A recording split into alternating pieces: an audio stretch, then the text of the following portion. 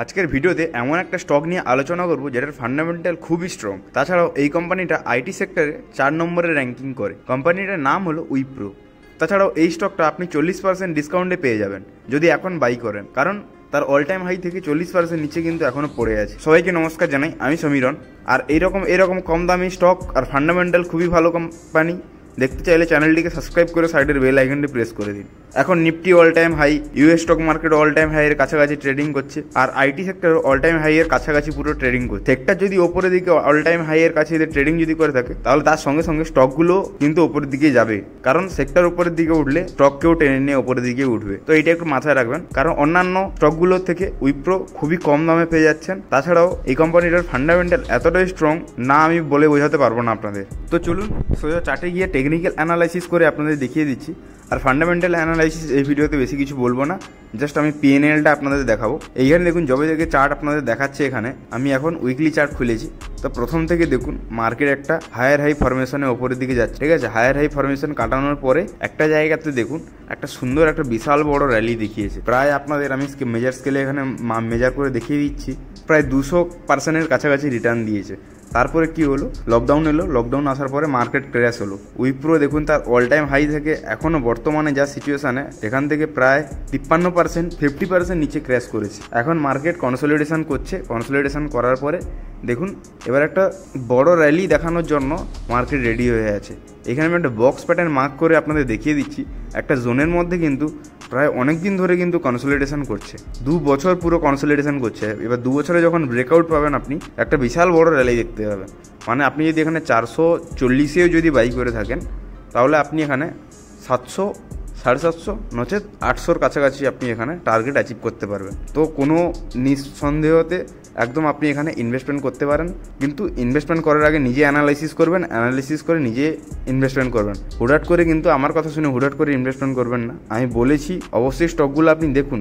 আমি অনেকগুলো স্টকের কথা বলেছি, তাছাড়া আরও বলবো আমি পরে ভিডিওতে। তো আপনার যেগুলো ভালো লাগে, নিজে অ্যানালাইসিস করে মনে হয় না এই স্টকগুলো সুবিধা, তাহলে এইসব জায়গাতে ইনভেস্টমেন্ট করুন। তাছাড়া একটা আমি মুভিং অ্যাভারেজ লাগিয়ে দেবো, 50 মুভিং অ্যাভারেজ লাগিয়ে আপনাদের দেখাচ্ছি। এইখানে দেখুন 200 মুভিং অ্যাভারেজকে ক্রস করে 50 মুভিং অ্যাভারেজ নিচে এসে ফ্ল্যাট হয়ে গেছে। 50 মুভিং অ্যাভারেজ ফ্ল্যাট হওয়ার পরে কি হয়েছে, এখানে দেখুন আস্তে আস্তে হায়ার হাই ফরমেশনের দিকে উপরের দিকে মুভিং অ্যাভারেজ রাউন্ড নেওয়া শুরু হয়েছে, উপরের দিকে যাওয়ার সম্ভাবনা দেখিয়েছে। তো এইখানে যদি আপনি স্টপ লস ছোটো নিয়ে যদি আপনি 440-এ যদি বাই করেন, তাহলে আপনার 400 টাকাতে আপনার স্টপ লস রাখবেন, রেখে আরামসে এক বছরের জন্য একদম এই স্টকের উপরে ইনভেস্টমেন্ট করে দেবেন। তো আমার অ্যানালাইসিস অনুযায়ী 1 বছরে আশা করছি আপনার টাকা ডবল হয়ে যাওয়ার সম্ভাবনা থাকে, মানে 100% রিটার্ন পেয়ে যাবেন আপনি, আশা করছি আমি। ফান্ডামেন্টাল অ্যানালাইসিসে আপনাদের পিএনএলটা একটু ভালো করে বুঝিয়ে দিচ্ছি। এখানে মার্কেট ক্যাপ আছে 2,29,162 করোড়, কারেন্ট প্রাইস আছে 449, হাই লো আছে 454, 352, স্টক পি আছে 19.7। ভালো পি কিন্তু এখানে খুবই কাছাকাছি, ভালো একটা পিতে আপনারা এখানে স্টক বাই করতে পারেন। বুক ভ্যালু আছে 133, ডিভিডেন্ড আছে 0.23% পার ইয়ারলি, আরওসিই আছে 17.7%, আরওই আছে 15.9। ঠিক আছে, কোনো অসুবিধা নেই। ফেস ভ্যালু আছে 2, প্রফিট গ্রোথ আছে 3.37, সেলস গ্রোথ আছে 7.65। সেম দেখুন এখানে প্রফিট কম কিন্তু সেলস হচ্ছে, মানে কোম্পানির সেলস হয়ে যাচ্ছে কিন্তু প্রফিট দেখাচ্ছে না এখনও, মানে স্টক প্রাইসে এখনও কিছু মুভমেন্ট দেখতে পাচ্ছে না। তো যখনই মুভমেন্ট দেখা শুরু করবে, যখনই চালু করবে, তখন কিন্তু টাইম পাবেন না ইনভেস্টমেন্ট করার জন্য। তো এমন একটা বড় র্যালি দিয়ে দেবে যেটা অ্যাকসেপ্ট করতে পারবেন না যে এত বড় র্যালি পাওয়ার জন্য। স্টকের ডেথ আছে 0.26%, এমন কোনো বেশি বড় ডেথ নেই।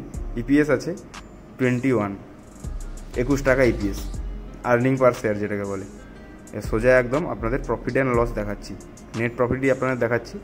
2012 সালে 5,630, 2013 সালে 6,182, 2014 সালে 7,991, 2015 সালে 8,714, 2016 সালে 8,957, 2017 সালে 8,518, 2018 সালে 8,003, 2019 সালে 9,018, 2020 সালে 9,772, 2021 সালে 10,868, 2022 সালে 12,243, 2023 সালে 11,366। এখন বর্তমান কোয়ার্টারলি রেজাল্টে 11,712। এখানে দেখুন পরপর কিন্তু ইনক্রিজ হচ্ছে, নেট প্রফিট ইনক্রিজ হচ্ছে, ডিক্রিজ কোথাও হচ্ছে না। ডিক্রিজ যদিও হয় এমন কোনো বেশি কোনো ডিক্রিজ হচ্ছে না। ডিক্রিজ হলেও আবার পরের ইয়ারের রেজাল্টে এখানে তার ডবলই দিয়ে দিচ্ছে, ডবল নয় মানে যেরকম তাদের কন্টিনিউ থাকে স্টেবিলিটি, সেরকম স্টেবিলিটিতে চলে আসছে নেট প্রফিট। তো এখানে কোম্পানি একটা ভালো কারণ প্রফিট অ্যান্ড লস সবসময় কোম্পানির দেখবেন যদি ভালো থাকে তাহলে সেই সব কোম্পানিতে ইনভেস্টমেন্ট করলে আপনার টাকা রিটার্ন হওয়ার সম্ভাবনা অনেকটাই বেশি থাকে। তো আজকের ভিডিওটা এতটুকুনি। ভিডিওটি যদি ভালো লেগে থাকে লাইক কমেন্ট শেয়ার অবশ্যই করুন। ধন্যবাদ, সবাই ভালো থাকবেন, সুস্থ থাকবেন।